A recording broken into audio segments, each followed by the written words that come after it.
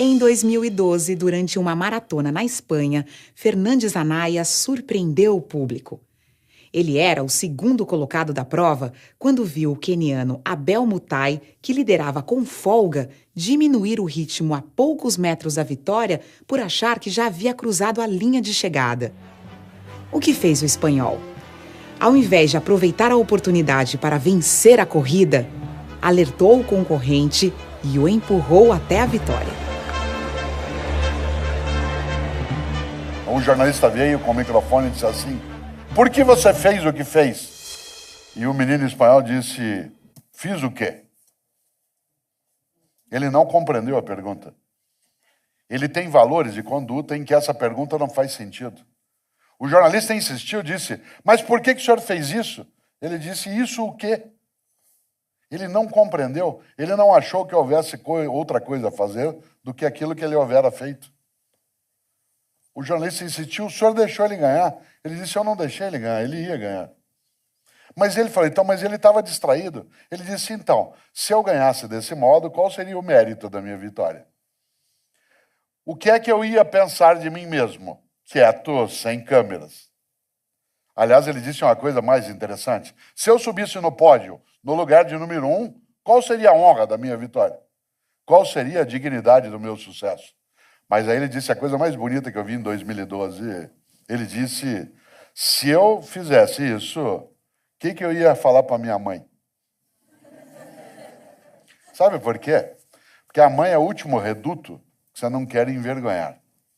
Seja sua mãe quem for ou quem foi, se aquela pessoa que te deu a luz, isto é, que te trouxe ao mundo, se ela ficar com vergonha de ter te parido, é porque você não presta. Não presta para quê? Para conviver, para estar junto, para ser gestor público ou privado, para ser professor, para ser marido ou esposa, para ser amigo ou amiga. A mãe é o último reduto. Pode parecer romântico, mas a vergonha, ela tem uma fonte matricial, que é o mais fundo do teu eu, que é aquilo que te gerou. Não quero fazer aqui um tolo elogio à questão da maternidade em si. Eu estou falando de outra coisa.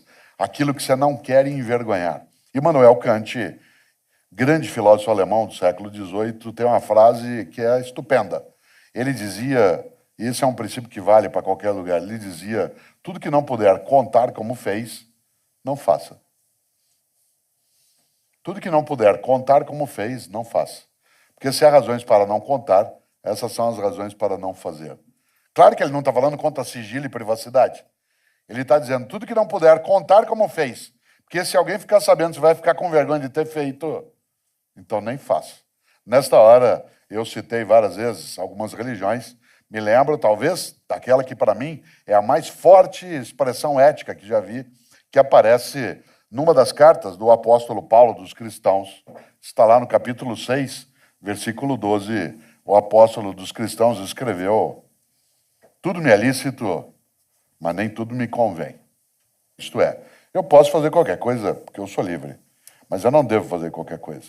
O que eu não devo fazer? O que torna imunda a minha história, o que mancha a minha trajetória, o que agride a minha comunidade, o que envergonha a mim mesmo, o que entristece minha mãe.